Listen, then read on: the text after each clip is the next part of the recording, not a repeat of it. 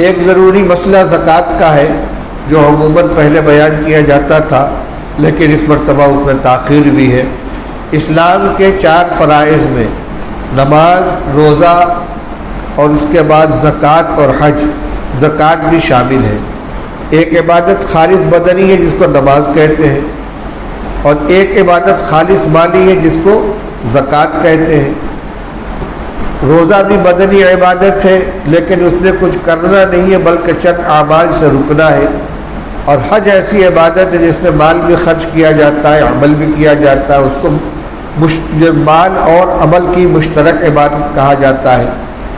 یہ جو مہینہ چل رہا ہے اس میں یہ روزے کے لیے تو متعین ہے، زکوٰۃ کے لیے شرعاً یہ متعین نہیں ہے۔ زکوٰۃ کا مسئلہ یہ ہے کہ آدمی جب صاحب نصاب ہو جائے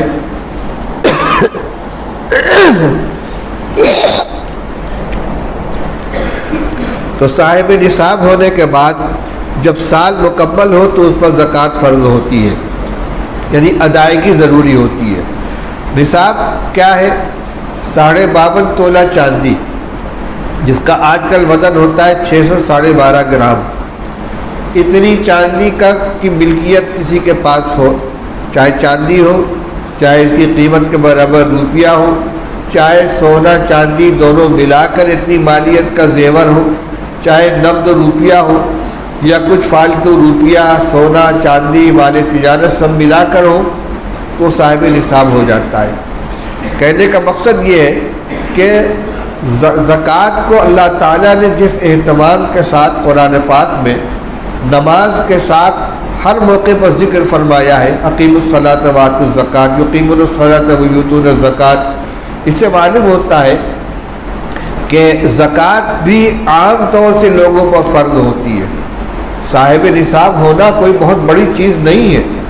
حضور صلی اللہ علیہ وسلم کے زمانے میں نصاب 200 درہم تھا۔ درہم کی اس زمانے میں وہی حیثیت تھی جو آج کے زمانے میں روپیے کی ہے، یعنی 200 روپیے کا مالک صاحب نصاب کہلاتا تھا۔ تو آج 200 روپیہ اگر چاندی کا ہو تو زیادہ ہوگا، لیکن میں یہ کہہ رہا ہوں کہ مالیت کے اعتبار سے 52.5 تولہ چاندی کو دیکھا جائے گا، لیکن 52.5 تولہ چاندی کی قیمت اگر مشترک طور سے سونا چاندی نقد روپیہ مال تجارت سب ملا کر بھی ہو جائے، دیکھا جائے تو بڑی تعداد ایسے لوگوں کی ہوگی کہ جو اپنے کو صاحب نصاب نہیں سمجھتے، وہ صاحب نصاب ہیں۔ خصوصاً گھر کی خواتین جو اپنا تہواری وغیرہ کا کچھ روپیہ بچا کے رکھتی ہیں، تھوڑا سا زیور بھی ان کے پاس ہے، تو اب یہ تو صاحب نصاب ہو گئی۔ سونے کا دام 48,750 روپیہ تھا ابھی چند روز پہلے 10 گرام کا۔ تو یہ جو وزن ہوتا ہے اس کے تھوڑا سا بھی سونا کسی کے پاس ہے اور کچھ نقد روپیہ ہے تو امید ہے کہ صاحب نصاب ہو جائے گا۔ صاحب نصاب ہو جانے کے بعد زکوٰۃ فرض ہو گئی۔ سال مکمل ہونے کے بعد جو رقم ہوگی اس کی زکوٰۃ ادا کرنی ہوگی۔ اس طرح ایک مرتبہ زکوٰۃ ادا کر لینے کے بعد ہر سال جب وہ وقت آئے گا تو اس وقت زکوٰۃ نکالنا ضروری ہوگا۔ اگرچہ شرعاً صاحب نصاب ہونے پر زکوٰۃ فرض ہوتی ہے، رمضان کا مہینہ اس کے لیے متعین نہیں ہے، لیکن عام طور سے مسلمان رمضان یا رمضان کے پہلے زکوٰۃ کا حساب کرتے ہیں، اس لیے عملاً بھی زکوٰۃ جو ہے یہ رمضان سے متعلق ہو گئی ہے۔ اور غالباً یہ بھی مقصد ہوتا ہوگا کہ رمضان میں خرچ کرنے کا ثواب زیادہ ہوتا ہے، تو اس مہینے کے اندر جو زکوٰۃ ادا کی جائے گی اس کا ثواب زیادہ ملے گا۔ ٹھیک ہے، اس میں کوئی حرج کی بات نہیں ہے کہ رمضان سے حساب کیا جائے۔ ایک مسئلہ بعض لوگ پوچھتے ہیں کہ درمیان سال میں اگر کسی کی شادی ہوئی اور بہو اپنے میکے سے زیور لے کر آئی، اب جب سال مکمل ہو رہا ہے گھر پہ حساب کیا جاتا ہے رمضان میں، تو اس کا سال مکمل نہیں ہو رہا ہے رمضان میں۔ مثال کے طور پر بقرعید کے چاند میں شادی ہوئی ہے اور گھر والوں کی کا نصاب سال پورا ہو رہا ہے رمضان کے اندر، اس کا سال پورا ہوگا بقرعید میں، تو اس کی زکوٰۃ کیسے نکلے گی؟ مسئلہ سیدھا ہے، یا تو ہمیشہ اس کا حساب الگ رکھیں کہ ہر سال اس کی بقرعید پر جب سال پورا ہو زکوٰۃ نکالیں، اور یا ایک مرتبہ کچھ پہلے نکال دیں رمضان المبارک کے اندر، جیسے سارے زیور کی زکوٰۃ نکالی جاتی ہے اس کی بھی اسی کے ساتھ شامل کر کے زکوٰۃ نکال دیں، اور اگلے سال سے رمضان نکلتی رہے گی، تھوڑی سی زائد زکوٰۃ ادا ہو جائے گی، لیکن اللہ کے راستے ہی میں خرچ ہو رہی ہے اور اسی کے اندر سہولت ہے۔ ایک ضروری مسئلہ یہ بیان کرنا ہے کہ زکوٰۃ کا اصل مسئلہ تو یہ ہے کہ ہر مال کا 40واں حصہ نکالا جائے، لہذا 40,000 روپئے میں سے 1,000 روپیہ، 40 تولہ چاندی میں سے 1 تولہ چاندی، 40 تولہ سونے میں سے 1 تولہ سونا۔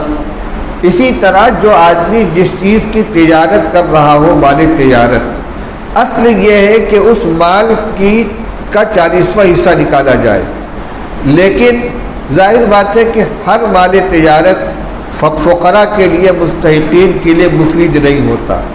ساڑی نکال کے ان کو دے دیا، اب وہ ان کے کام میں آئے گی نہیں آئے گی، ان کو ضرورت پیسے کی ہے اور ان کو دی جائے گی ساڑی، وہ فروخت کریں گے کتنے میں بکے گی، نقصان ہوگا۔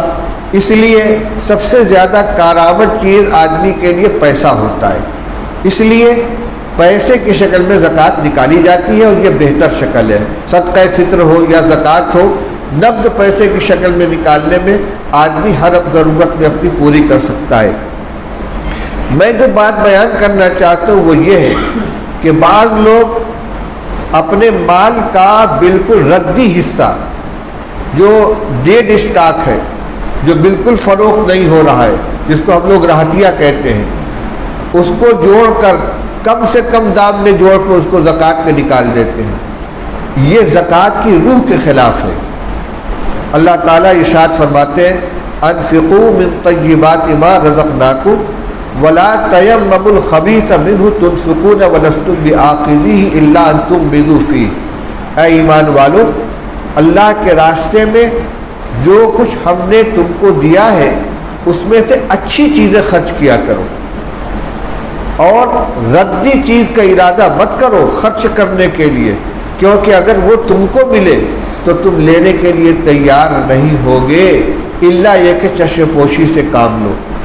مثال کے طور پر کسی کے یہاں ہمارا بقایا ہے اور وہ اٹھا کر ہم کو ڈیڈ اسٹاک دینے لگے کہ یہ ساڑی ہمارے پاس رکھی ہے، پیسہ تو نہیں، اس کو لے جائیں گے، کوئی لینے کے لیے تیار نہیں ہوگا۔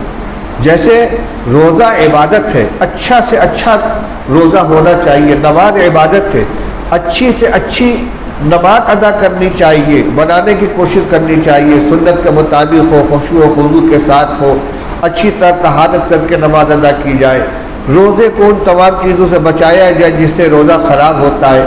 حج کرنے آدمی جاتا ہے تو سیکھ کر جاتا ہے کہ جو روزے کے اندر جو جنایات ہیں جس سے حج خراب ہوتا ہے ان سے اپنے آپ کو بچایا جائے، تو بھئی زکوٰۃ بھی تو ایک عبادت ہے نا، عبادت بھی اچھی سے اچھی ہونی چاہیے، زکوٰۃ بھی اچھی سے اچھی ہونی چاہیے، اس لیے پاکیزہ مال خرچ کیا جائے۔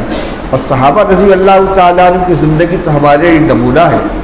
قرآن پاک میں جو 4 پارے کے شروع میں اللہ تعالیٰ نے ارشاد فرمایا ہے لن تنالوا البر حتى تنفقوا مما تحبون، کہ تم لوگ کامل نیکی کو پا نہیں سکتے جب تک کہ اپنی محبوب و پسندیدہ چیزوں کو خرچ نہ کرو۔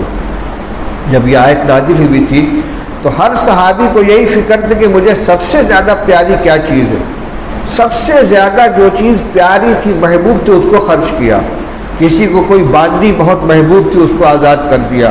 حضرت ابو طلحہ انصاری رضی اللہ تعالیٰ عنہ کا ایک باغ تھا مسجد نبوی کے بالکل متصل، رسول اللہ صلی اللہ علیہ وسلم تشریف لے جاتے تھے، آرام فرماتے تھے، میٹھے پانی کو، اس میں ایک کنواں تھا باغ، اور اس کو باغ بیروحہ کہتے تھے، بہت پیارا تھا ان کو باغ، انہوں نے اس کو صدقہ کر دیا کہ اللہ نے کہا ہے پسندیدہ چیز خرچ کرو۔ حضرت ابو ذر رضی اللہ تعالیٰ کا واقعہ مشہور ہے کہ وہ شہر کے باہر ایک جگہ جا کر رہتے تھے، ایک آدمی ان کا پاس آیا کہ میں آپ کی خدمت میں رہنا چاہتا ہوں۔ فرمایا تم میرے پاس رہ نہیں پاؤ گے، کیا نہیں رہ جاؤں گا۔ فرمایا تو میری ایک شرط ہے کہ جب میں کوئی چیز خرچ کرنے کے لیے کہوں تو جو سب سے اچھی چیز ہو وہ خرچ کرنا۔ اس نے کہا ٹھیک ہے۔ چنانچہ کچھ دن کے بعد ایک آدمی آیا اور اس نے کہا کہ میں مسافر ہوں، میرے پاس سواری نہیں ہے، مجھے کوئی سواری دے دیجئے۔ تو انہوں نے دیکھا جو اونٹ تھے ان کے پاس، جو خادم تھے، انہوں نے دیکھا کہ اونٹ جتنے ہیں اس میں جو سب سے عمدہ قسم کا اونٹ تھا وہ پانی بھرنے کے کام آتا تھا، یعنی وہاں پانی کی دقت تھی، تو دور سے بڑے بڑے مشکیزوں میں پانی بھر کے اس پہ لاد کر لایا کرتے تھے، اس کو نازحہ کہتے ہیں۔ انہوں نے سوچا کہ اس کو تو سواری کے لیے اونٹنی چاہیے، اس سے کم درجے کی جو اونٹنی ہے وہ دے دو، وہ بھی سواری کے لیے اس کے لیے کارآمد ہوگی۔ چنانچہ دے دی، وہ لے کے چلا گیا۔